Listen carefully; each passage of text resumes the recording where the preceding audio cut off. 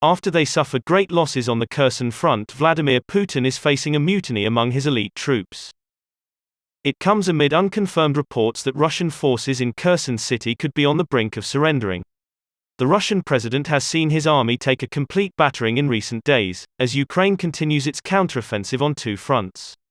Kyiv's army has brushed aside all Russian resistance in the northeast as it continues its rapid advance in the Kharkiv region.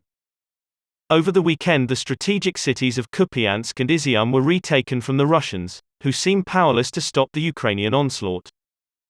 The Ukrainians have liberated more than 1,100 square miles on the Kharkiv front since they launched their counteroffensive last week and look set to make further gains.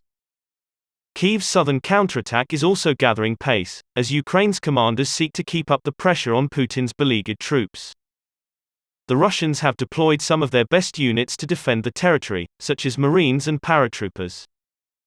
However, these elite units have been unable to prevent Ukraine's military from breaching Russian defenses and advancing. Moreover, they have suffered huge casualties, which is having a profound effect on their morale.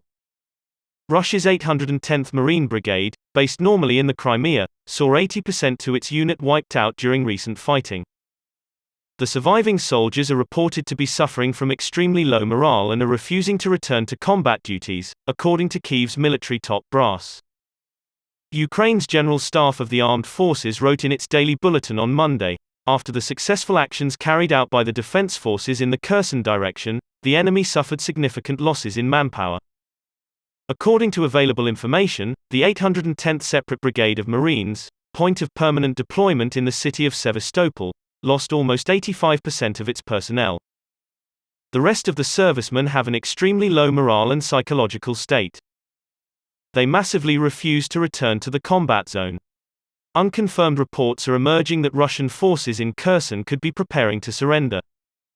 The port city is a key objective for Ukraine's commanders, and its capture would provide a platform to retake Crimea. Kherson is strategically located on the Black Sea and the Dnipro River.